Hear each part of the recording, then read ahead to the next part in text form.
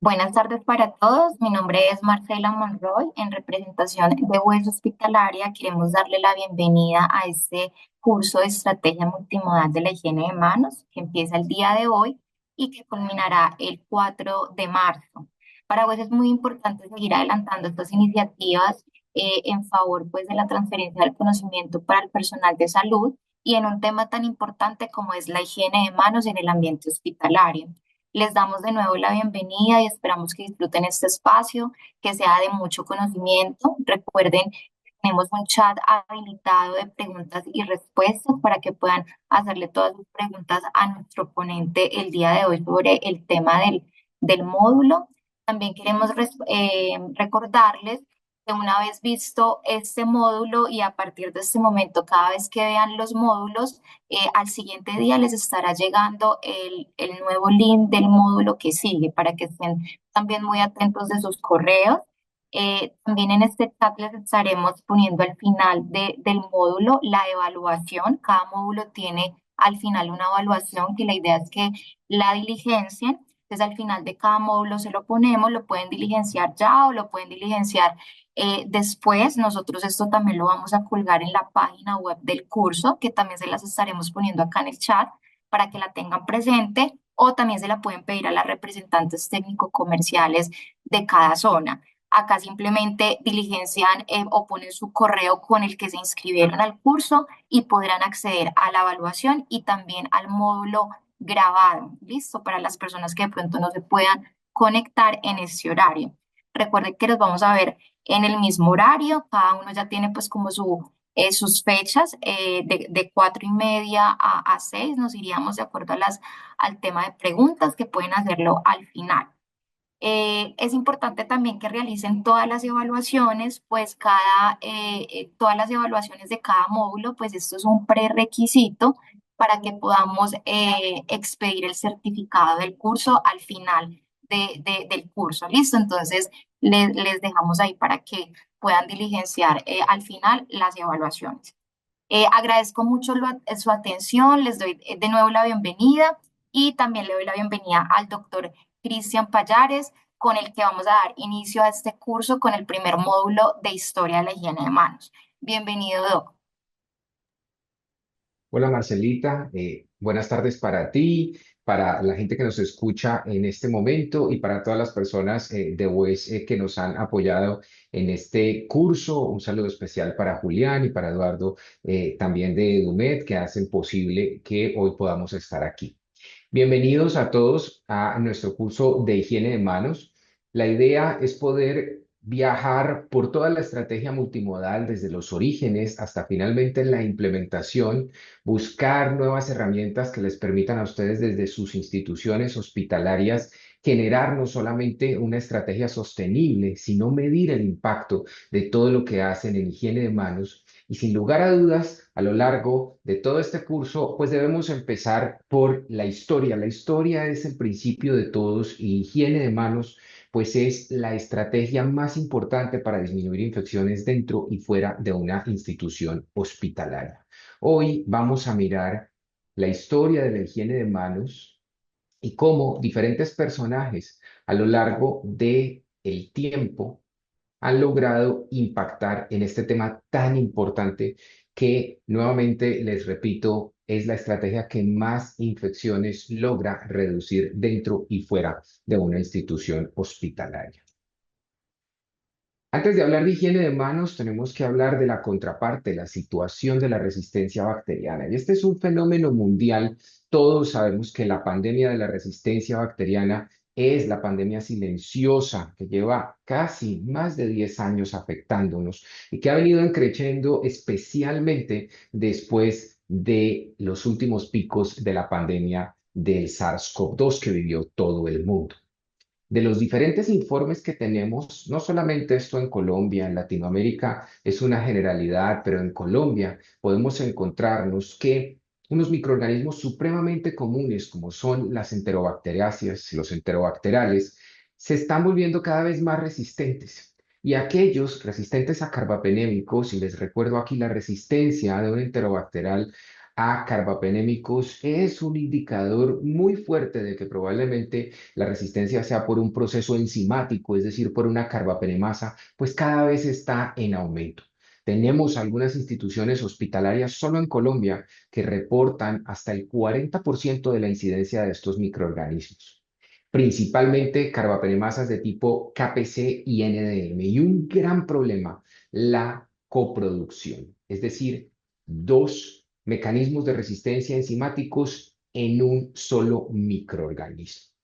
Esto, asociado a problemas que pueden ocurrir en la institución hospitalaria, como falta de limpieza y desinfección o una pobre adherencia a higiene de manos, implican la aparición de brotes que no solamente generan un incremento en los costos hospitalarios, sino que aumentan la mortalidad de una manera muy significativa. Vamos a lo largo de la presentación a hacer diferentes preguntas y esta es una de las primeras preguntas que les tenemos a ustedes. Queremos preguntarles qué tanto mata la multidrogoresistencia en el mundo. Entonces, por favor, voten cuál creen ustedes de estas cuatro opciones que ven en la diapositiva que es la opción correcta. La primera es si podría aumentar la mortalidad hasta en más de 50 veces. La segunda es si la multidrogoresistencia en general es la misma en términos de mortalidad que la que esperáramos en el diagnóstico más frecuente que tenemos en los servicios de urgencias, la sepsis. La tercera, si la mortalidad es similar a la reportada en lo que podemos observar en una unidad de cuidado intensivo. Y finalmente, si las bacterias sensibles en realidad matan mucho más que las bacterias resistentes. Voten ya, por favor.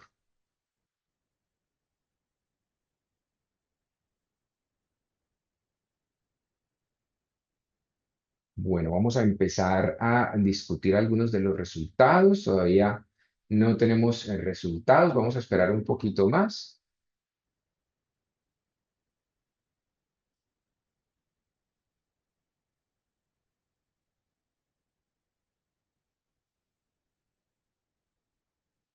Recordemos, es muy importante poder entender la magnitud del problema, sobre todo para poder generar un impacto en lo que la estrategia multimodal de la higiene de manos implica para prevención y control de infecciones en una institución hospitalaria. No sé, Eduardo, si ya tenemos algo de resultados. Cuando usted me indique, doctor, la cerramos. ¿Cuántas personas han votado hasta ahora? En este momento, 200 casi estamos llegando. Listo, bueno, cerremos para que miremos los resultados. Bueno, y miren los resultados. Un 85% de nuestro público menciona que la multidrogoresistencia en el mundo podría aumentar la mortalidad en más de 50 veces. Y sí, esa respuesta me pone a mí muy contento, porque la verdad es que sí. Ahora les voy a mostrar algunas de las cifras de algunos géneros y especies con algunos perfiles de resistencia específicos que pudieran aumentar la mortalidad hasta en más de 50 veces. Vamos a continuar. Y esto es lo que les estaba mencionando. El primero que ustedes ven es un estudio multicéntrico en 7 países en Latinoamérica. Lo hicimos en nuestro grupo de resistencia bacteriana de epidemiología hospitalaria de la Universidad del Bosque. En este estudio de cohortes queríamos evaluar cuál era la mortalidad atribuible a infecciones del torrente sanguíneo por enterobacteriales resistentes a carbapenémicos, principalmente Escherichia coli y Klebsiella pneumoniae. Y ustedes pueden ver en el análisis multivariado, en el modelo de regresión logística, cómo la oportunidad de morir aumentaba 4 veces cuando estábamos frente a una bacteremia por un microorganismo resistente a carbapenémicos. Pero si miramos el intervalo de confianza al 95%, que lo que significa es que si repitieras este mismo estudio en el 95% de las oportunidades y teniendo en cuenta un error del 5%, tu medida de asociación, que es este odds ratio, estaría entre 1.7 y 9.5. O sea que en el peor de los casos podrían ser casi 10 veces lo que aumentaría la mortalidad en bacterias por enterobacteriales resistentes a carbapenémicos. Miremos para Pseudomonas aeruginosa multidrogoresistente, definido multidrogoresistente para este caso como resistencia a 3 o más antibióticos de diferente familia. Sabemos que este bacilo gram negativo no fermentador es el terror de las unidades de cuidado intensivo y en general de los comités de prevención y control de infecciones. Y miren que aquí en esta otra medida de asociación, que es una medida de peligro inmediato, un hazard ratio, de este análisis multivariado, la mortalidad aumentaba 9.9 veces. Y miren el límite superior del intervalo de confianza, 30 veces. Es decir, que podríamos aumentar la mortalidad casi 30 veces. Y finalmente, a aquella bacteria que le encantan las instituciones hospitalarias con historia, que está muy relacionada a la limpieza y la desinfección y a problemas con este proceso, el Acinetobacter baumannii multidrogoresistente. En este estudio de cohortes, la medida de asociación fue 17, es decir, que podría aumentar la mortalidad 17 veces, pero miren el intervalo de confianza y el límite superior. En el peor de los escenarios, son 53 veces el aumento en la mortalidad. Recordemos que estos estudios fueron ajustados por severidad de los pacientes, por escalas que medían la severidad, es decir, que este es un riesgo independiente de morir. Dicho esto, es supremamente importante tener en cuenta que estos perfiles de resistencia matan y matan muchísimo más que los perfiles de resistencias menores, bacterias sensibles. Y qué decir de cuando tenemos brotes a nivel intrahospitalario, pues definitivamente la mortalidad se va a ver muchísimo más afectada para efectos de subir en escala cuando uno tiene muchos casos, como es lo que ocurre en un brote. Y no solamente el problema está en cuando tenemos la infección y en el riesgo de morir, también está en el ambiente. Y aquí les quiero recordar que ningún ambiente es estéril. Todos los ambientes están contaminados, inclusive los ambientes hospitalarios. Lo que hacemos con las estrategias de ese Clean and Antiseptic Stewardship del CAS es tratar de reducir ese grado de contaminación. Pero las bacterias siguen estando allí en mayor o en menor proporción. Y miren la sobrevida de algunos bacilos gramnegativos no fermentadores que ya mencionamos, Pseudomonas aeruginosa, pero miren gran positivos como el Staphylococcus aureus, Clostridioides difficile, las esporas pueden sobrevivir hasta 5 meses y otros bacilos gramnegativos no fermentadores como Acinetobacter baumannii u otros gram positivos como el Enterococo. Miren ustedes dónde pueden estar, prácticamente en cualquier parte. Y miren las dosis efectivas, esas dosis infectivas, las dosis que realmente logran colonizarnos o no solamente colonizarnos, sino también después de una colonización generar un riesgo significativamente superior de infección. Son realmente muy poquitas unidades formadoras de colonias. Es decir, que tú necesitas un inóculo muy pequeño para entrar en la dinámica no solo de la colonización, sino finalmente de la infección. Tenemos entonces un escenario de una pandemia silenciosa de bacterias multidrogoresistentes que aumentan la mortalidad de forma muy significativa y que viven alrededor de todo lo que tocamos. Y es por eso tan importante la higiene de manos en este punto. Pero vamos ahora a otra pregunta. Y la siguiente pregunta para ustedes sería, ¿cómo surgió la era microbiológica moderna? Vamos a empezar a adentrarnos en el origen de la microbiología y la historia de la microbiología en el mundo que está supremamente ligada a la higiene de manos. Y aquí pues tenemos 4 opciones para esta pregunta. La primera sería con la teoría de la generación espontánea de Aristóteles. La segunda con la generación del microscopio de Leeuwenhoek. La tercera con el descubrimiento de los parásitos. Y finalmente con la pasteurización. Por favor, voten ya.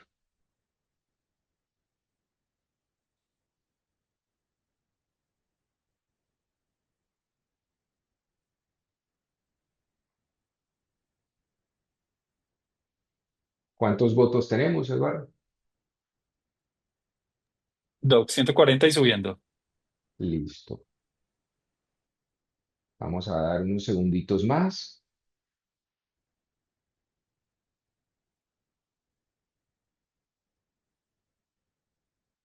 ¿Cuántos vamos? Acabamos de pasar el umbral de los 200, Doc. Listo, perfecto. Cortemos ahí y miremos resultados.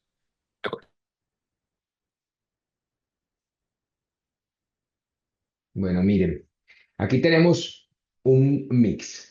La teoría de la generación espontánea tiene un 13% de los votos, la generación del microscopio un 45%, el descubrimiento de los parásitos un 9% y la pasteurización un 33%. Vamos a ver cómo surge la microbiología moderna. Recuerden que para los que votaron por la generación del microscopio es supremamente importante en la historia de la microbiología, pero la era microbiológica moderna en realidad no surgió después de que tuvimos al microscopio por primera vez en el mundo. Y es algo irónico, pero tuvo que pasar un tiempo importante, varios siglos, como vamos a ver, para que finalmente se sentaran las bases de la microbiología moderna. Y vamos entonces a remontarnos a más o menos unos 300 años antes de Cristo. Este personaje que ven ustedes aquí es Aristóteles. Aristóteles hizo muchas cosas en pro de la educación y la cultura en el mundo y generó algo llamado la teoría de la generación espontánea. La teoría de la generación espontánea son los orígenes de la microbiología antigua.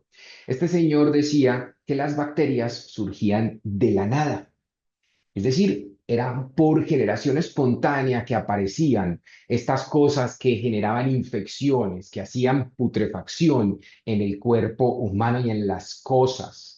Si esto surgía espontáneamente, y esa era la plausibilidad biológica del momento, pues en realidad era difícil entender cómo de algo que surge espontáneamente yo puedo tener alguna medida de prevención y control. Realmente va a ser muy difícil prevenir algo que surge de una forma espontánea.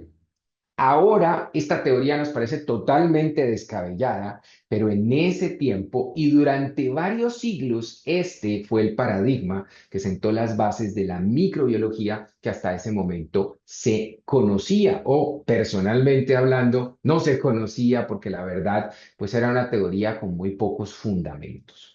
Pero la teoría tuvo varias personas que a lo largo de los siglos la debatieron muchísimo y este personaje supremamente importante que estuvo entre el siglo XV y el siglo XVI, Girolamo Fracastoro, este italiano, dijo, la teoría microbiológica que manejamos de la generación espontánea no tiene mucho sentido. Creo que debe haber algún mecanismo que genere que eso que está generando la putrefacción en las personas pase de una persona a otra. Y eso probablemente puede ser porque se toquen, probablemente puede ser a través del aire. Ojo que este hombre no es el padre de la teoría miasmática, de eso hablamos ahora más adelante, pero sí es el padre, adivinen de qué, de algo que a lo largo de los siglos, después de más de 500 años, seguimos haciendo, los aislamientos, las precauciones especiales. Este hombre fue el primero en decir que a través del contacto, que a través de las gotas, que a través del aire, algo estaba pasando y eso infectaba alrededor e infectaba a las personas. Girolamo Fracastoro. No le damos mucho crédito porque todo el mundo recuerda estos grandes compendios de las precauciones especiales dadas por el CDC hace más de 2 décadas, pero nadie revisa que desde hace más de 500 años este hombre ya hablaba de esto. Y los personajes que yo les voy a mostrar ahora son, sin lugar a dudas, gente maravillosa. ¿Por qué? Porque logran, sin tener toda la ecuación completa, recuerden, aquí no habían bases de microbiología moderna, era una teoría de la generación espontánea, pero ellos logran, sin tener toda esa ecuación, armar, mediante la observación y el análisis, una serie de teorías que actualmente son totalmente plausibles, más de 500 años después. Y viene otro italiano, este personaje que ustedes ven aquí se llama Francesco Redi. Francesco Redi en el siglo XVII dice, a mí la teoría de la generación espontánea me parece que no tiene mucho sentido y empieza a hacer experimentos y este es quizás su experimento más famoso. Francesco Redi coloca carne en 3 frascos de cristal que tienen tapas. Una de las tapas es totalmente hermética, a la otra le hizo algunos agujeros y el otro frasco lo dejó sin tapa. Y él observó cómo el frasco que estaba totalmente tapado era un frasco donde la carne prácticamente no se descomponía, pero en el frasco donde estaba sin la tapa, la descomposición era gigantesca, rápida, rápidamente se descomponía. Y Francesco Redi fue de los primeros en decir algo existe allí, algo vive allí que se propaga o que a través de alguna cosa está llegando, a través de algún vehículo llega y es lo que genera la putrefacción, es lo que está generando que la carne se descomponga.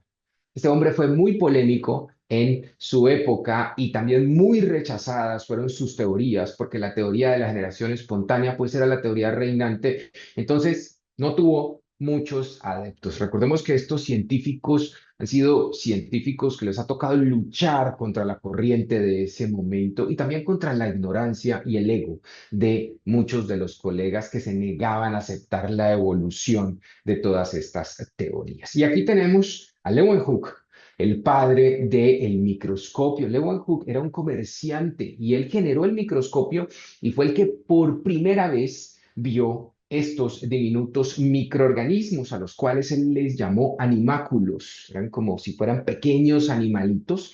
Leeuwenhoek describió una cantidad de estos microorganismos, pero sin lugar a dudas, Christian Ehrenberg, este personaje que ustedes ven aquí, es el que descubre mucho más eficientemente todo lo que estaba viendo a través del microscopio y lo describe de una manera muchísimo más importante. Es decir, que este personaje empieza en términos de microbiología a hablar mucho más de las características de lo que estaba observando. Y llegamos al personaje que parte la historia de la microbiología en dos. Este personaje se llama Louis Pasteur.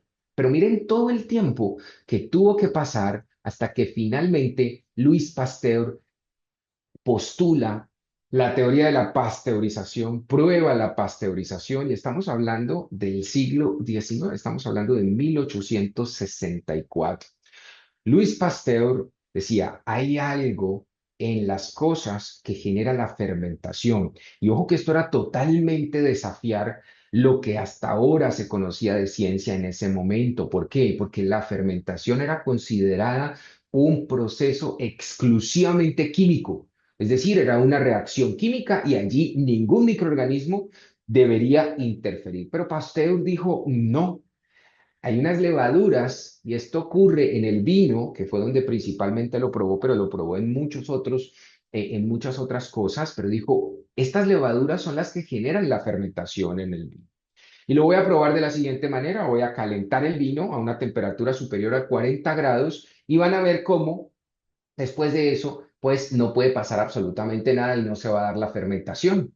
Entonces, de esta manera, él logra demostrar cómo la fermentación no era un proceso químico, sino que era un proceso mediado por microorganismos. Estas son las bases microbiológicas de la microbiología moderna. Entonces, a Louis Pasteur le debemos el sentar las bases de la microbiología moderna y esto partió un paradigma. Este hombre recibe el Nobel obviamente por este mérito, pero parte un paradigma en el sentido de que tenemos la generación espontánea que llega hasta ese momento, pero miren todos los siglos que duramos pensando que las bacterias surgían de la nada por generación espontánea y Louis Pasteur. Y para aquellos que les apasione mucho más la historia, Louis Pasteur es una persona supremamente importante porque también es uno de los padres de las vacunas junto con Jenner. Este personaje fue la primera persona a la cual se le administró la vacuna contra la rabia.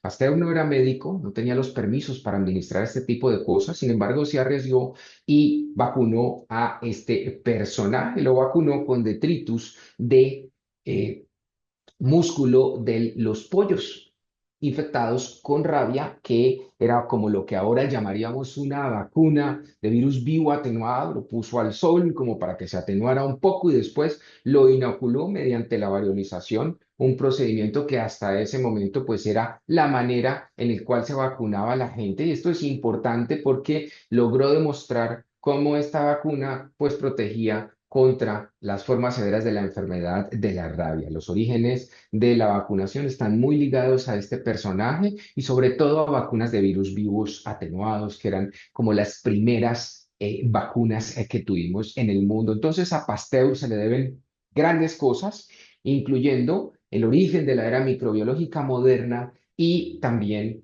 los avances y los orígenes hasta cierto punto de la vacunación. Miren que estamos en el siglo XIX y aquí es importante revisar qué pasaba en los hospitales en ese momento. ¿Por qué? Porque recuerden que estamos viviendo un primer inicio de siglo con la teoría de la generación espontánea y prácticamente una entrada a 1900 con las bases de la microbiología moderna. Y hay personajes históricos fundamentales para higiene de manos bajo este contexto que nacieron aquí. Pero antes les quiero mostrar qué pasaba en la mortalidad en las instituciones hospitalarias. Esta es una diapositiva que resume algunos de los porcentajes de mortalidad en algunas ciudades importantes en Europa. Miren la mortalidad del 18 hasta el 40%. Es decir, en Viena, una de cada dos mujeres prácticamente moría por sepsis, porque aquí estamos hablando de la fiebre puerperal. Y es que tener un hijo en el siglo XIX para una mujer era prácticamente una sentencia de muerte. La esperanza de vida era corta, es decir, no iba más allá de los 40 años. Dos cosas cambiaron grandemente la esperanza de vida en la humanidad: el agua potable y las vacunas. Eso es algo sin lugar a dudas indiscutible, pero en este momento la gente, las maternas morían por sepsis puerperal, una de cada dos prácticamente moría, y habían sitios en otras partes en Europa que reportaban mortalidades significativamente superiores. Y es en este punto donde nace el padre de la higiene de manos. La higiene de manos tiene dos padres, un padre antiguo y un padre moderno. Este es el padre antiguo de la higiene de manos. Este húngaro se llamaba Ignaz Semmelweis. Semmelweis era un ginecólogo que trabajaba en un área donde habían dos salas que atendían mujeres embarazadas en trabajo de parto. Y ustedes pueden darse cuenta cómo en una de estas áreas la mortalidad era significativamente inferior un 2% comparado con la mortalidad materna en el área que está en roja, que era un 20%.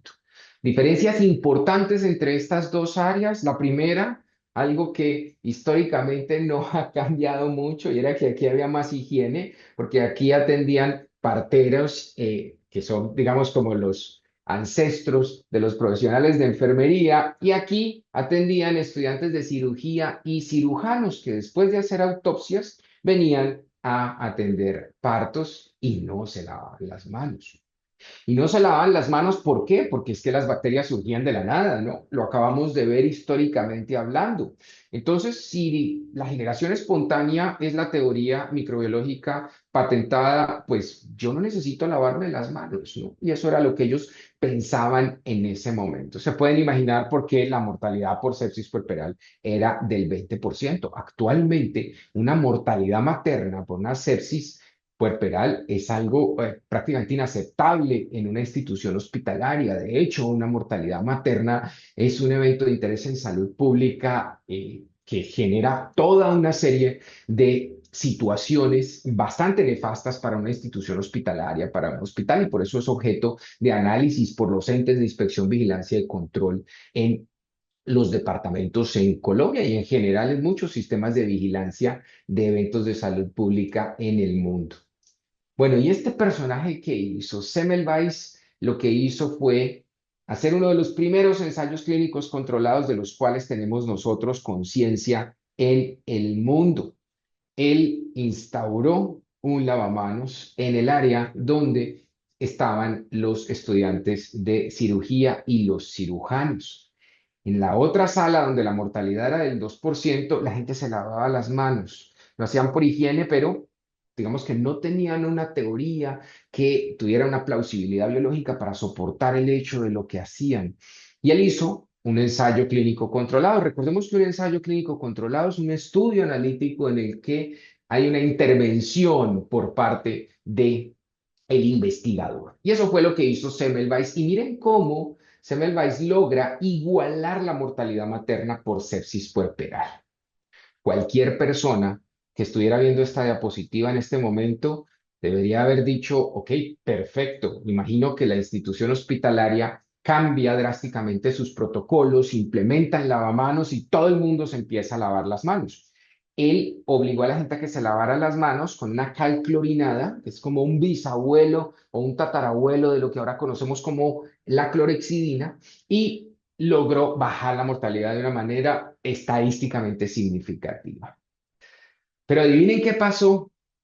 Contrario a lo que ustedes están pensando, Semmelweis no salió en hombros por la puerta central del hospital ni fue premiado por todos sus colegas. Lo despidieron. Semmelweis perdió su trabajo por esto.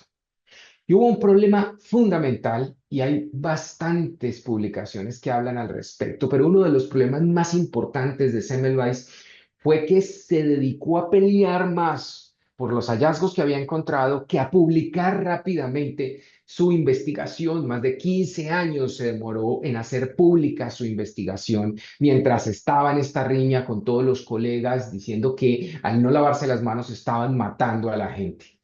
Aquí ven ustedes como luego de la intervención, cuando se igualan las mortalidades, lastimosamente Semmelweis es despedido y Semmelweis tiene una historia de vida bastante triste y muere eh, totalmente desamparado, totalmente desacreditado y lastimosamente sus estudios volvieron a la fama mucho más adelante, después de años de su muerte. Y hay otra persona fundamental en este contexto histórico que comparte algo de la temporalidad con Semmelweis y que es, sin lugar a dudas, la mamá de los enfermeros y de las enfermeras y de los auxiliares de enfermería que probablemente nos están escuchando el día de hoy.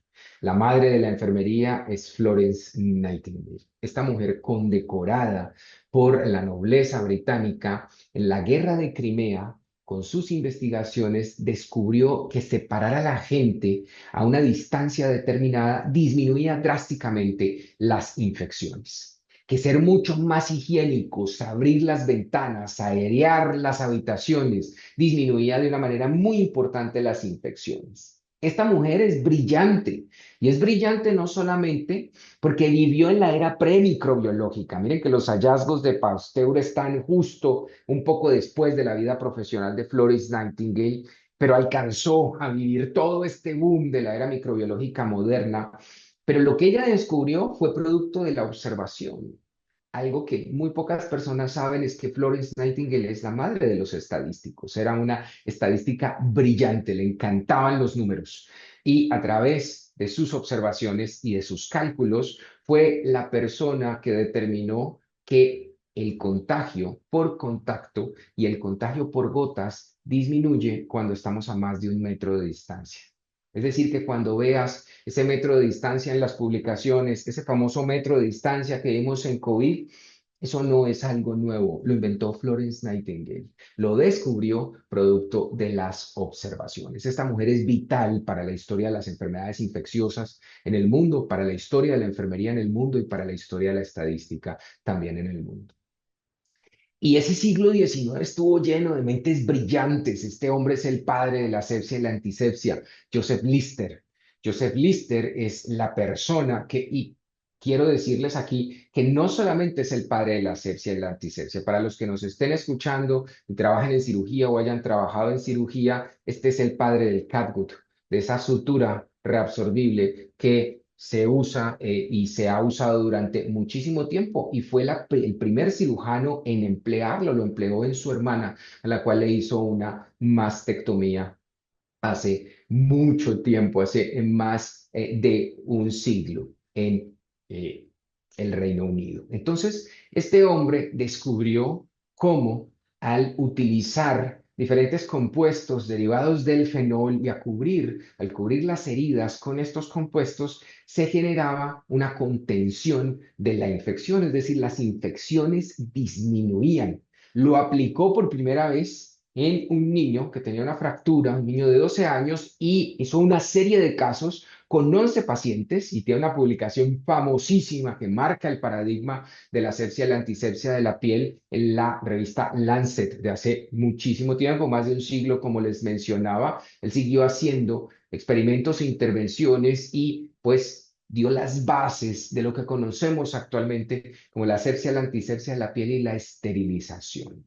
Él usó mucha de la teoría y mucha de la plausibilidad biológica de lo que habíamos escuchado, pero miren que son personas totalmente avanzadas para su época, porque estos descubrimientos apenas estaban ganando fuerza y ya estas personas estaban empleándolos en la clínica y haciendo factibles resultados en ese momento, desenlaces espectaculares. Estamos hablando de que en la primera serie de casos este hombre reduce la mortalidad en más de un 83% en pacientes con fracturas o con amputaciones, algo que era una sentencia de muerte para ese momento. Teniendo en cuenta esto, nos estamos acercando a la epidemiología, porque las estrategias de prevención y control, al igual que la higiene de manos de que hemos hablado en toda esta charla, están muy ligadas a los orígenes de la epidemiología. La epidemiología actualmente abarca diferentes campos más allá de las enfermedades infecciosas, pero el corazón de la epidemiología es sin lugar a dudas las enfermedades infecciosas. Y aquí les tengo una pregunta a ustedes. Y la pregunta es, ¿quién es el padre de la epidemiología? Les doy cuatro personajes importantes: Ignaz Semmelweis, Louis Pasteur, John Snow o Florence Nightingale. Por favor, voten ya.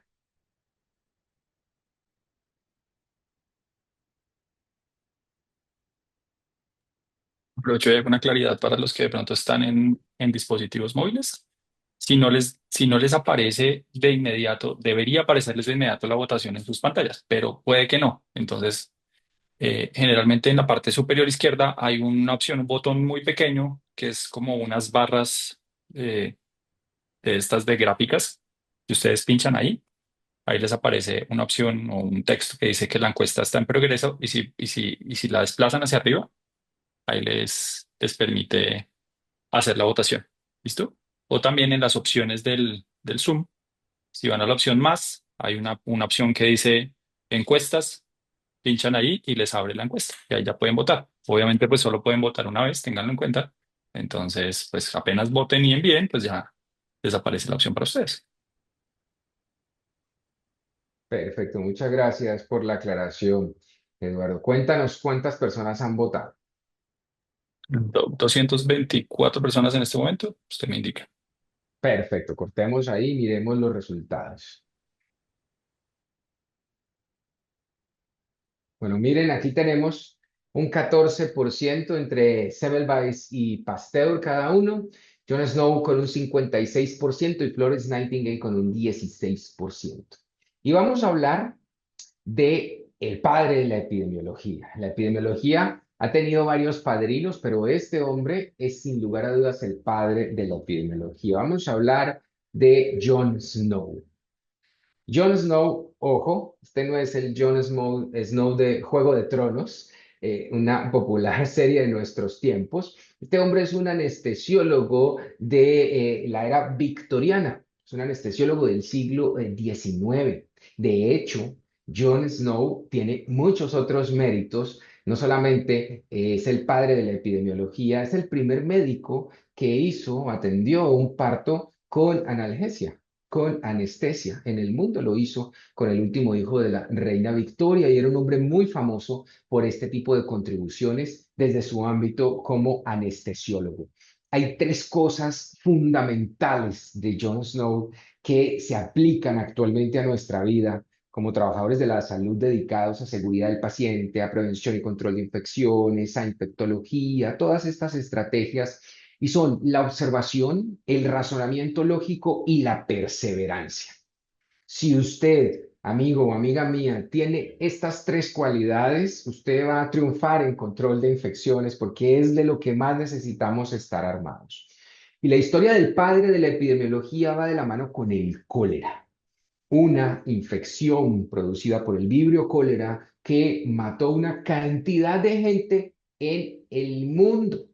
Y aquí vayan ustedes a Londres, donde después del tercer brote de cólera, pues la gente no sabía qué hacer. Y este hombre, mediante la observación, un razonamiento lógico que desafiaba la teoría miasmática, que era la teoría de uno de los némesis más grandes que tenía Jon Snow, que decía que había algo en el aire y a través del aire era que se generaba la transmisión del cólera. y con la perseverancia logra evitar una mortalidad gigantesca frente al tercer brote de cólera que ocurrió en Londres. Ustedes pueden darse cuenta cómo la mortalidad por cólera era bastante significativa y este hombre usando el mapa de la ciudad y agrupando por la tasa de ataque, es decir, por la incidencia de casos nuevos de cólera que habían en diferentes regiones, logra encontrar cómo en algunas de las áreas de Londres con mayor tasa de incidencia había un factor común y era la distribución del agua. Logra cerrar uno de los hidrantes que estaba mucho más asociado con el incremento de la tasa de ataque específicamente en el mapa de Londres que él previamente había identificado con la vivienda de cada uno de los casos y frena la tasa de ataque de cólera. Esto argumentando que era el agua contaminada lo que estaba enfermando a la gente. Producto de la observación, observó mucho, descubrió que habían áreas en Londres donde la gente no se enfermaba tanto porque evitaban beber agua y bebían en lugar de agua cerveza, por ejemplo. Observación. Recuerden que estas personas son supremamente maravillosas porque logran solamente mediante la observación sin tener la ecuación completa y toda la plausibilidad biológica de una teoría hacer recomendaciones y lograr salvarle la vida a muchísimas personas. Y con Jon Snow empezamos a adentrarnos a la era microbiológica moderna y a la modernidad en las enfermedades infecciosas. Y no podemos hacerlo sin hablar de este hombre llamado Robert Koch. Robert Koch, conocido no solamente por descubrir el micobacterio en tuberculosis, formuló unos postulados que dan las bases de la era de transmisión de enfermedades infecciosas y de los fundamentos de las enfermedades infecciosas a nivel moderno. Estos postulados han sido muy cuestionados a lo largo de bastante tiempo, de más de un siglo, pero actualmente siguen vigentes, algunos con algunas modificaciones, pero en general vigentes. Decir que el patógeno debe estar presente bajo las condiciones apropiadas en una persona sana para que ésta se infecte, que no debe aparecer simplemente de la nada, que debe ser aislado del cuerpo, es decir, identificado mediante un cultivo que puede provocar la enfermedad si lo inoculas a otra persona o a otro animal y que debe ser aislado nuevamente en las lesiones, este último muy debatido porque algunas enfermedades infecciosas esto no ocurre, son las bases de las enfermedades infecciosas modernas y las enfermedades infecciosas han dado origen a mucha de la medicina basada en la evidencia que conocemos actualmente.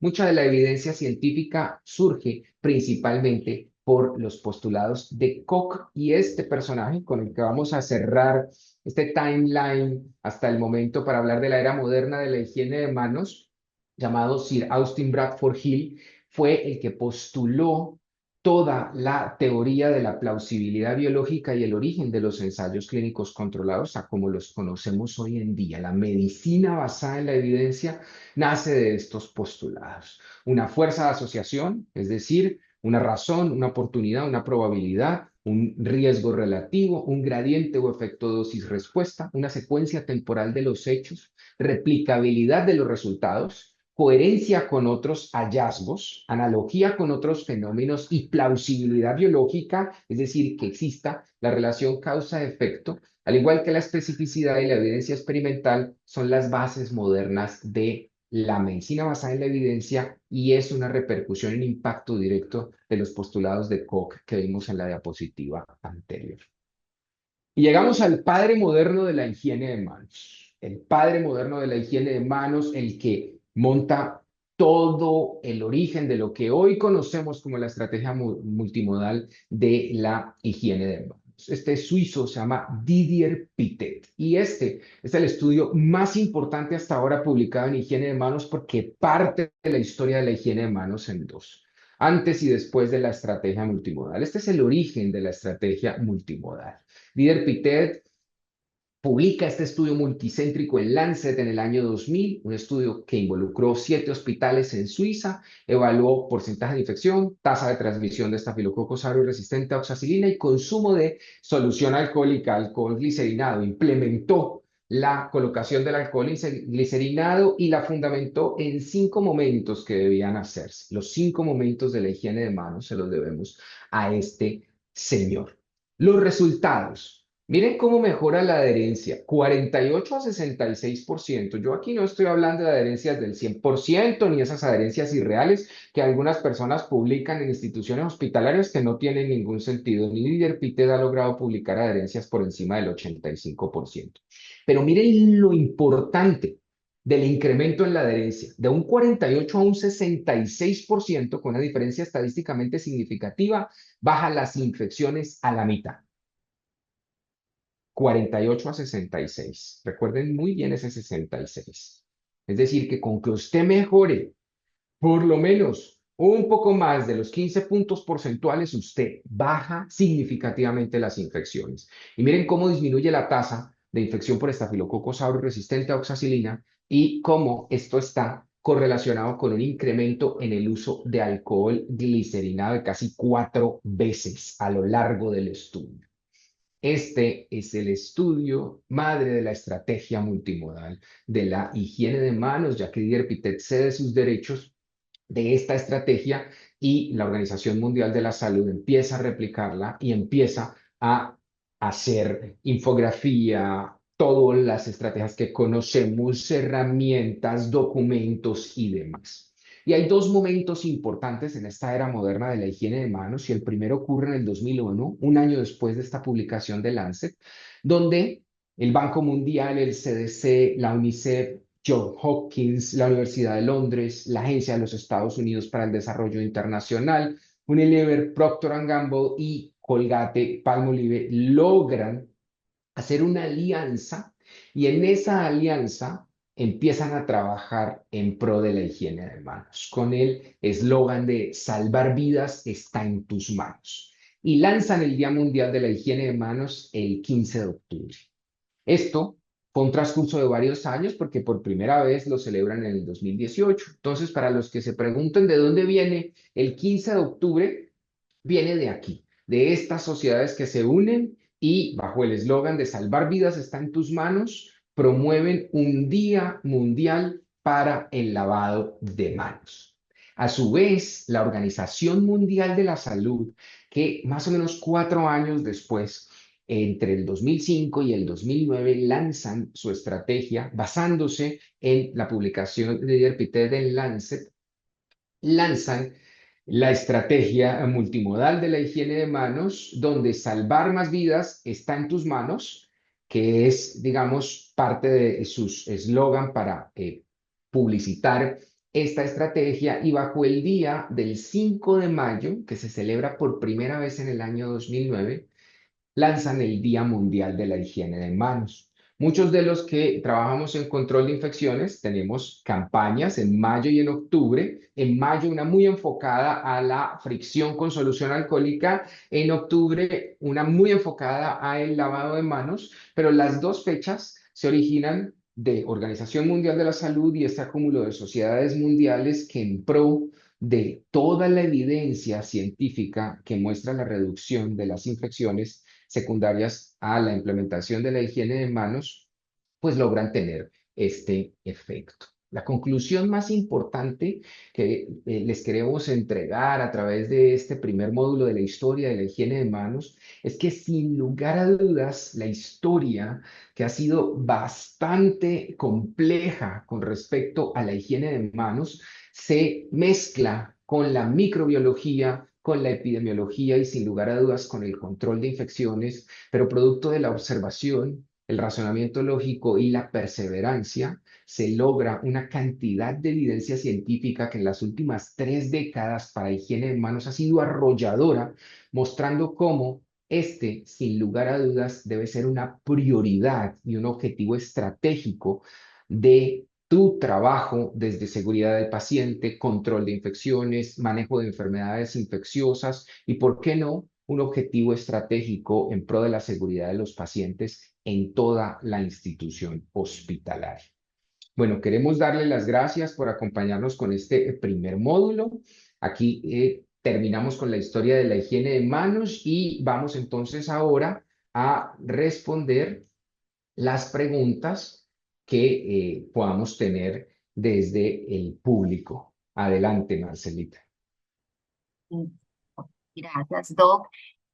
Doc, por acá tenemos una pregunta. Nos dice, ¿cómo ha evolucionado, ay, perdón, cómo ha evolucionado la evidencia científica sobre la higiene de manos desde el descubrimiento de los microorganismos por parte de Pasteur?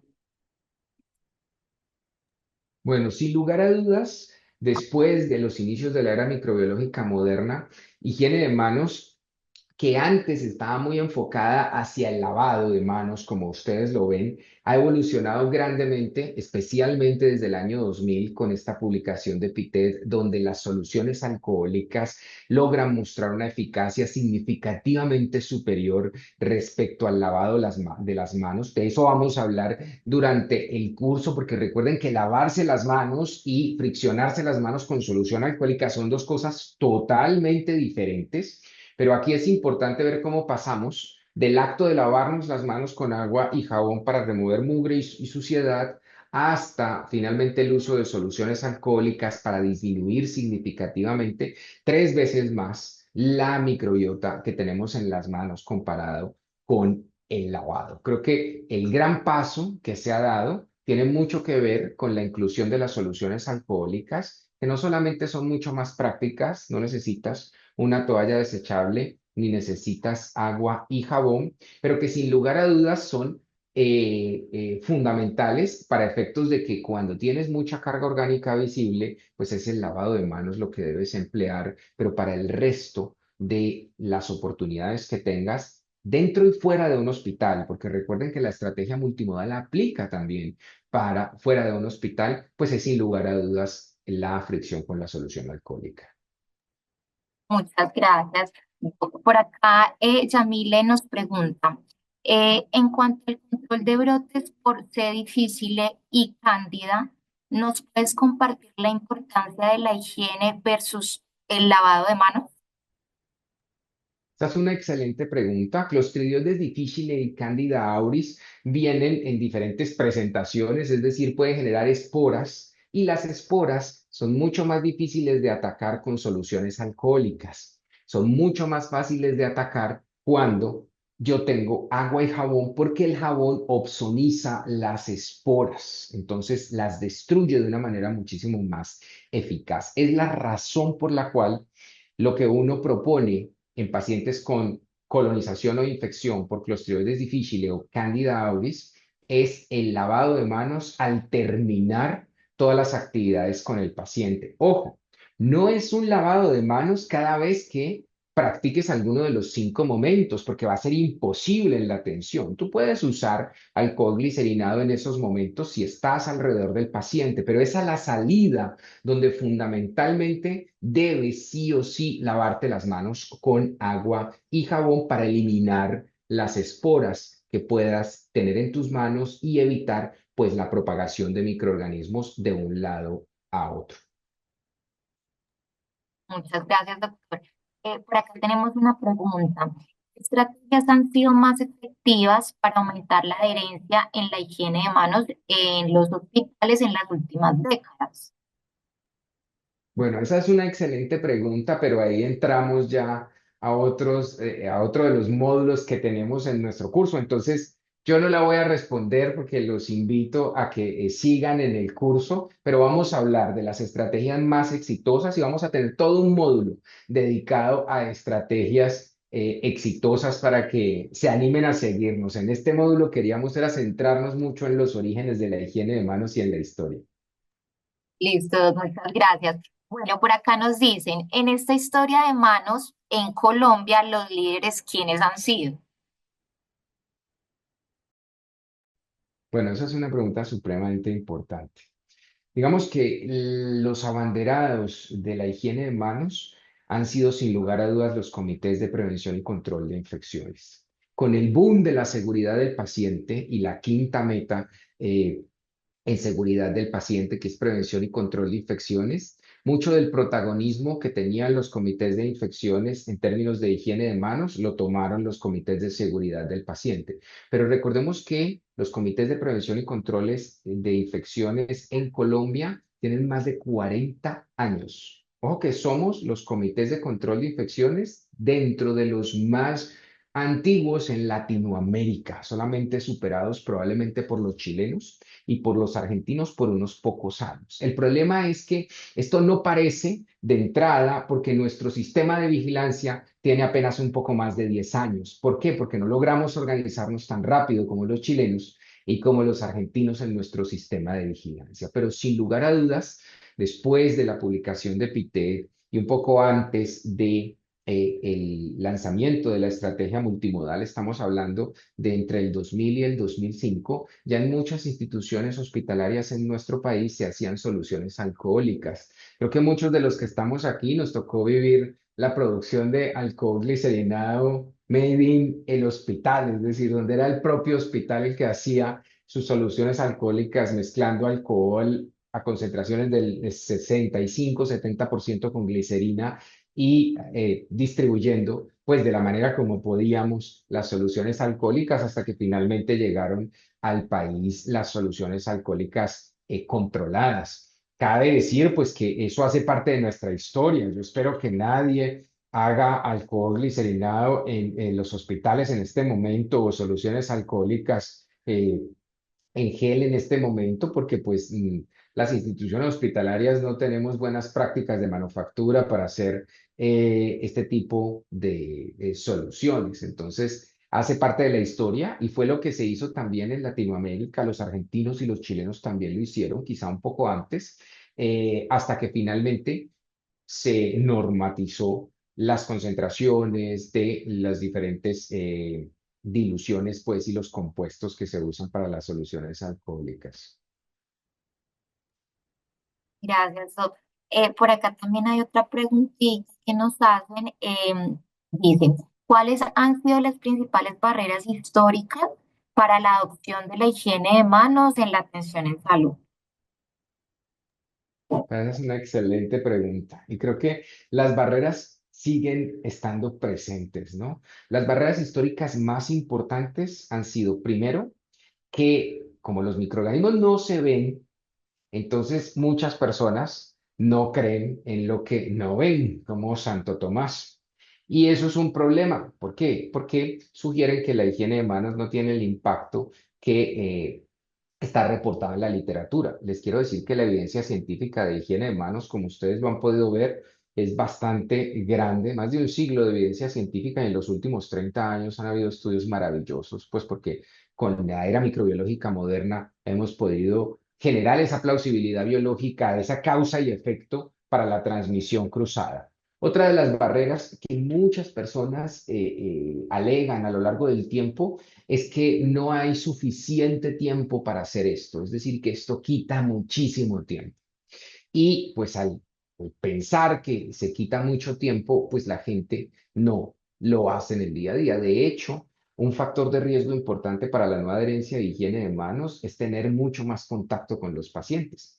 Por eso, en algunos sitios donde hay contactos más frecuentes con los pacientes, se pone en peligro la adherencia, porque como la gente tiene que tocar y tocar y tocar mucho, pómite, superficies alrededor, el propio paciente, hay un riesgo de que no se hagan higiene de manos. Y el último, que ustedes lo vieron desde la época de Semmelweis, pues es el ego. Ese se ve mucho más en determinados trabajadores, más en unos que en otros, y ahí pues, mea culpa, tenemos que mencionar que los médicos históricamente hemos sido muy resistentes a sumar buenas adherencias a la higiene de manos por un tema de ego y por el tema del señalamiento que a veces se hace. Más adelante vamos a hablar de cómo uno puede mitigar este tipo de estrategias, pero algo que les voy adelantando es que en vez de centrarnos en los no adherentes, la recomendación que yo vengo haciendo desde hace ya algún tiempo es que tenemos que centrarnos más en los adherentes y en premiar a la gente que lo hace bien. Porque de lo contrario va a ser un desgaste, como ustedes pudieron ver, un desgaste que a Semmelweis le costó la vida pero que espero que a nadie aquí le cueste la vida ni el trabajo, pero que sí es una manera de abordar el problema desde una dinámica diferente, haciendo notar más a la gente que lo hace bien, que creo que es algo que inclusive con el momento histórico y con las generaciones que están en las instituciones hospitalarias puede aportar muchísimo más valor. Listo, muchas gracias, Doc. Por acá nos preguntan, ¿cómo han cambiado las guías y recomendaciones de organismos como la OMS o el CDC a lo largo del tiempo?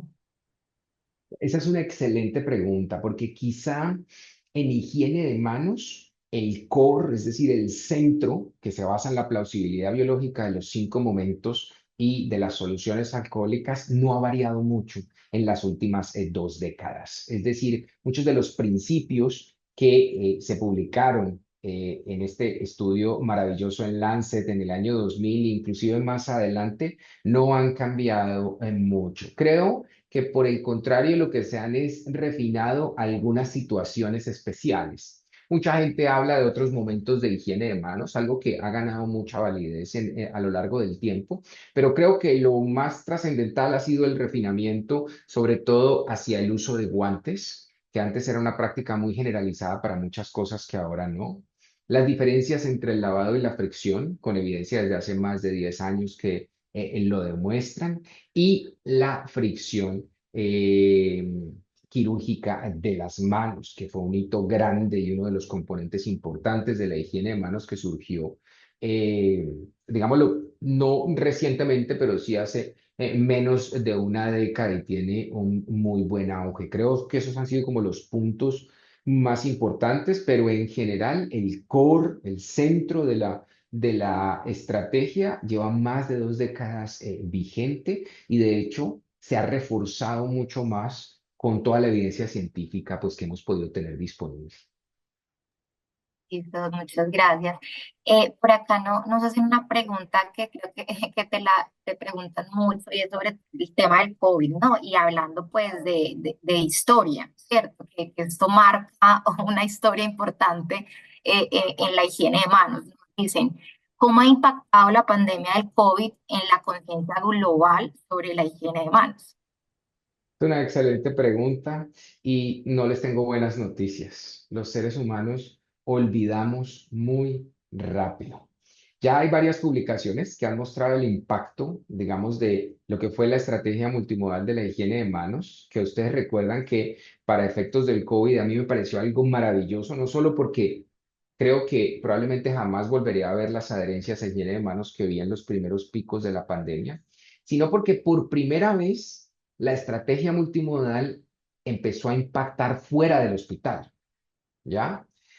Soluciones en gel en los centros comerciales, en otros sitios, en los cines. A mí eso, personalmente, para mí eso fue algo maravilloso porque es que la estrategia multimodal está escrita de esa manera, no es solo para los hospitales. La estrategia multimodal de la higiene de manos incluye, claro, un centro muy importante en el ambiente hospitalario, pero por fuera de los hospitales también.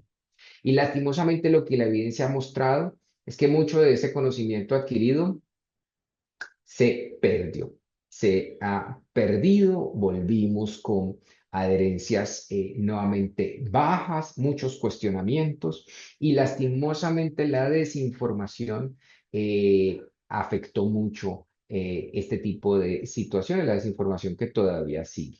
Y allí quiero hacer una alusión especial a las vacunas que se han visto afectadas enormemente producto de la desinformación todavía con tasas de vacunación que están por debajo de los límites históricos esperados en la última década y con el resurgimiento de nuevos microorganismos que están enfermando a la gente que antes no ocurría, que eso es algo gravísimo. Si nosotros bajamos la cobertura en la vacunación, perdemos la inmunidad de rebaño y la inmunidad de rebaño se pierde así, con nada. Entonces, el perder la inmunidad de rebaño implica estos nuevos brotes de enfermedades infecciosas que estamos viendo que antes no veíamos, como el sarampión, por ejemplo, y otras cosas. Entonces, no es una buena noticia, no aprendemos los seres humanos de nuestras experiencias, lastimosamente. Bueno, Doc, por acá nos preguntan, ¿el consumo del alcohol glicerinado y la presentación de jabón utilizado de manera exclusiva para el lavado de manos se puede utilizar para monitorizar la adherencia? Esta es una excelente pregunta. Vamos a tener, los veo muy entusiasmados con el curso y eso me motiva muchísimo. Vamos a tener un módulo especial de indicadores, pero para adelantar un poquito, hasta cierto punto sí. De hecho, en las fases iniciales de la estrategia funciona muy bien el consumo, pero cuando llegas a una oscilación de la adherencia que no va más allá de 10 puntos porcentuales, el consumo no es un indicador muy fidedigno de lo que está pasando. Por eso es que, digamos que en las fases iniciales funciona muy bien. Además, para que tú tengas, mediante una medida de tendencia central con ciertas desviaciones, más o menos cuánto se puede consumir tu clínica, pero ya más adelante, cuando tienes toda la estrategia montada, pues es el indicador de la adherencia mediante la observación tipo sombra, lo que te da una mejor sensibilidad de qué está pasando en la clínica. Perfecto, Doc. Por acá nos dicen, lavado quirúrgico de manos. ¿Hay un estándar establecido? Bueno, el lavado quirúrgico de manos, digamos que, o la higiene quirúrgica de manos, digamos, hace parte de los cuatro componentes de la higiene de manos. En higiene quirúrgica, cuando vayas a realizar un procedimiento invasivo, hay dos tipos de protocolos que puedes hacer. El primero es el lavado quirúrgico convencional, el que todos aprendimos, el lavado quirúrgico con agua y un jabón de clorexidina o yodo en caso de los alérgicos. Este lavado que dura de 3 a 5 minutos, que generalmente son 2, 3 lavados, donde el secado es con una compresa estéril, pero la fricción quirúrgica de manos es otro procedimiento que, ojo, no es un procedimiento complementario al lavado, es decir, o te lavas quirúrgicamente o te friccionas quirúrgicamente. Lo que pasa es que la condición para la fricción quirúrgica es que sí no debes tener carga orgánica en las manos, es decir, podrías hacerte un lavado convencional y después hacerte una fricción quirúrgica. El componente es distinto, aquí no es agua y jabón con clorexidina, sino una mezcla de clorexidina más alcohol. La técnica es diferente. Esta técnica dura menos de 3 minutos y en esta técnica lo que haces es que con un primer puff vas desde la muñeca hasta el antebrazo, con un segundo desde la muñeca hasta el antebrazo contralateral y con un tercero pues haces la técnica que normalmente hacemos para la fricción de manos convencional y ahí ya estarías listo o lista para cualquier procedimiento invasivo. Eso lo vamos a discutir, digamos que en otro de los módulos, las diferentes técnicas que hay, pero sí, para resumir, la higiene quirúrgica de las manos tiene dos componentes, lavado quirúrgico y fricción quirúrgica, que no son complementarios, que se pueden hacer cualquiera de los dos, y pues la fricción quirúrgica tiene las ventajas para efectos del tiempo, que no necesitas una compresa estéril y que no necesitas un lavamanos para hacerlo. Ahorita, al finalizar, hacemos un resumen de los módulos que vamos a ver en los otros días para que todos los invitados tengan pues como presente también esos temas que vamos a estar viendo.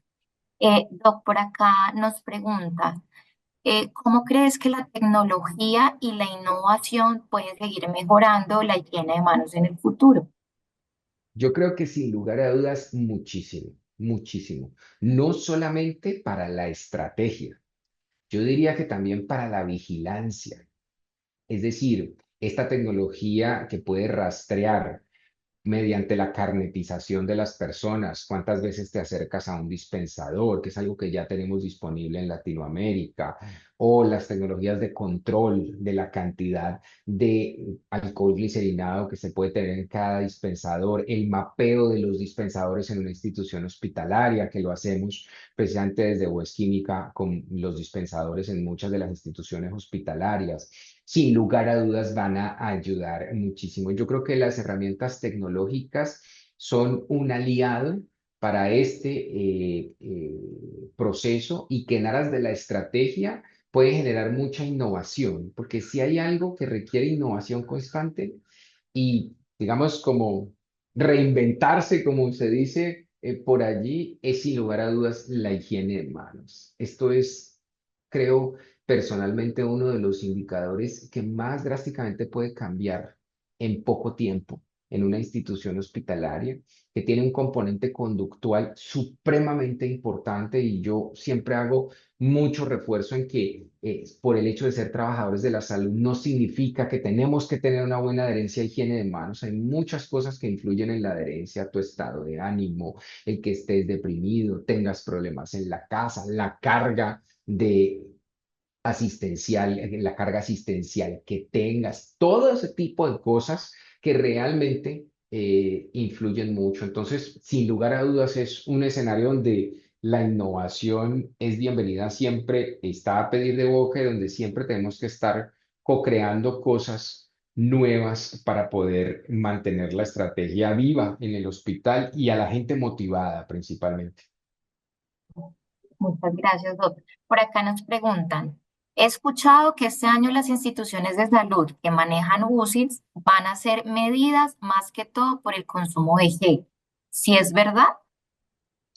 Bueno, es relativamente cierto. ¿En qué sentido? Muchos de los entes de inspección, vigilancia y control en el marco de la norma exigen este indicador. Entonces, sí es un indicador que cualquier Secretaría de Salud te lo puede pedir en una visita de inspección rutinaria. Pero como les digo, si bien es un indicador que probablemente tenemos que llevar para aquellas instituciones hospitalarias en los cuales la adherencia no oscile tanto y que sean instituciones hospitalarias que ya tengan un nivel de madurez importante en higiene de manos, es un indicador que no aporta mucho valor salvo situaciones de contingencia o caídas drásticas en la adherencia, donde realmente vale la pena hacer un análisis y mirar qué es lo que probablemente está ocurriendo. Dicho esto, el indicador del consumo es un indicador que históricamente ha estado siempre dentro de la estrategia multimodal de la higiene de manos como uno de los indicadores de predicción importantes para el buen desempeño de la estrategia en las clínicas y hospitales en el mundo. Muy bien, Doc. Por acá nos preguntan, ¿cuántas veces se debe friccionar las manos con gel un asistencial? En un turno de 8 horas, eso no lo digo yo, está publicado en la literatura, con una adherencia promedio del 80%, un asistencial debería friccionarse entre 150 y 170 veces las manos. Adherencia del 80, 150 y 170. Es por eso que ustedes se dan cuenta que esas adherencias maravillosas del 90 y pico por ciento, bien difíciles de conseguir, porque la frecuencia es altísima. Porque recuerden que estamos en un turno asistencial donde los 5 momentos se repiten muchísimas veces y pues donde definitivamente siguiendo la estrategia pues hay que hacer o hacer higiene de manos. Súper, Doc. Bueno, acá nos preguntan, ¿lavado de manos quirúrgico antes y después de asepsia de piel es válido? Bueno, yo creo que es que no sé, no quisiera como que nos adelantáramos mucho a lo que viene en el contenido del curso. Entonces creo que las preguntas, Marcelita, que son con respecto a la técnica y demás, creo que es mejor que se las dejemos a la expectativa para nuestros espectadores, porque no me quiero adelantar mucho ni tampoco pisar los temas de los colegas y las colegas que nos van a dar los siguientes módulos. Efectivamente, la mayoría de preguntas que tenemos acá van más vinculadas a esos módulos que vienen. Entonces, creería que podríamos cerrar entonces acá el tema, Doc. Creo que también tuvimos muchas preguntas a lugares, pues como al módulo, a la historia, ¿cierto? Entonces, pues también un espacio enriquecedor en ese sentido. Si les parece, vamos a recordar un poco cuáles son como esos módulos que siguen a continuación para que todos pues los tengan como muy presente y tengan ahí pues como muy eh, al lugar pues las fechas también que vamos a dar, ¿cierto? Entonces empezamos el día de hoy con el módulo que llamamos Historia de la higiene de manos, ¿cierto? Un poco pues lo que nos contextualizó el doctor sobre la evolución de esta práctica en los últimos años. Tenemos el módulo 2 que se llevará a cabo el 14 de febrero, viernes 14 de febrero a la misma hora, 4:30, donde vamos a hablar de fundamentos y objetivos de la higiene de manos, esas reglas de oro en el lavado de manos, ¿cierto? Tenemos un módulo 3 que lo volveremos a ver el 18 de febrero. Hablaremos de qué es la higiene de manos y profundizaremos un poco más en lavado de manos, fricción de manos y lavado quirúrgico de manos. Entonces, muchas de las preguntas que de pronto nos hicieron acá en ese sentido pueden estar enfocadas en este módulo 3. Seguimos con el módulo 4 que lo realizaremos el 21 de febrero. Acá estaremos hablando de la estrategia multimodal de la higiene de manos. Acá también podremos realizar muchas de las preguntas. Y seguimos con el módulo 5 el 25 de febrero, donde hablaremos de los 5 momentos de la higiene de manos. El módulo 6 lo estaremos dictando el 27 de febrero. Acá el tema será vigilancia de la higiene de manos, indicadores de adherencia y aplicaciones tecnológicas para la medición y también los planes de acción y campañas, que también nos hicieron una pregunta con respecto a eso, que creo que en este módulo quedará también despejada.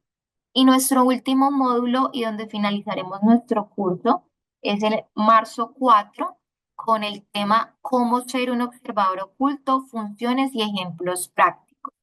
Es un curso que está pues muy robustecido como en todos los temas, en todos los frentes. Entonces pues los invitamos también a que vayan preparando también sus preguntas para hacerlos en estos módulos.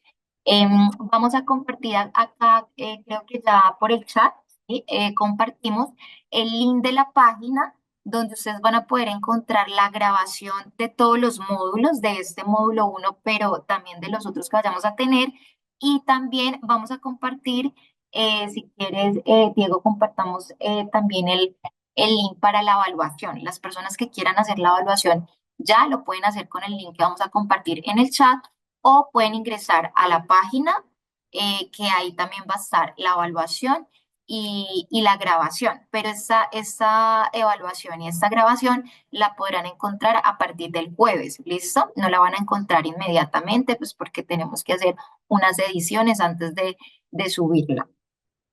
No sé, Diego, si hay algo más que vamos a informarle a nuestra audiencia o podemos ya despedir la charla. No, importante eso que mencionabas, pues que nos den un tiempito para que más o menos son entre 24 y 48 horas después de cada transmisión en vivo de los módulos y ya encontrarán estos recursos que son los enlaces de las grabaciones y las evaluaciones. Y en la página van a encontrar un documento con todo lo que les estaba mencionando Marcela hace unos instantes. Ahí está todo el detalle de los módulos, las temáticas que vamos a revisar, las fechas, los horarios para que lo descarguen y pues lo tengan ahí como consulta pues para que se programen. Los enlaces de cada uno de los módulos los van a recibir pues al día siguiente de la finalización por ejemplo, mañana recibirán el del viernes y así sucesivamente después de cada módulo para no saturarlos y no llenarlos de enlaces y que después se pierdan. La idea es hacerlo paulatinamente. Eso creo que es todo. Importante volverles a recordar, las evaluaciones son prerequisito para poder expedir el certificado, entonces ténganlo en cuenta también para desarrollarlas, ver todos los módulos y desarrollar las evaluaciones. Y también, por favor, ustedes tienen los contactos de sus representantes de cada zona. Si ustedes ven que no les llegó el link, les avisan a ellos para nosotros poderlos ayudar y saber qué pasó, por qué no les llegó. Si a algunos de sus compañeros que de pronto no pudieron ingresar hoy tampoco les llegó el link, por favor, se lo hacen saber a las representantes técnico-comerciales para que ellas nos cuenten y revisar qué pasó. Y también otra recomendación es que no compartan el link que les enviamos. Porque si ustedes comparten el link, si otra persona ingresa con ese link, los puede sacar de la actividad. ¿Listo? Entonces, es importante que el link es solo para ustedes, es único para cada uno, no es transferible, entonces para que lo tengan presente. Y bueno, ya creo que hemos finalizado. Agradecemos a todos la asistencia tan buena que tuvimos al curso. Creo que pues los otros módulos también van a ir enriqueciendo la información que hoy hablamos también. Agradecerte a ti, doctor Payares, pues como por el espacio y nos veremos también en otros módulos que estarás también con nosotros. Bueno, un abracito para todos y que estén muy bien y que sigan visitándonos para que terminen el curso satisfactoriamente. Chao, chao. Gracias, Doc. Feliz tarde para todos.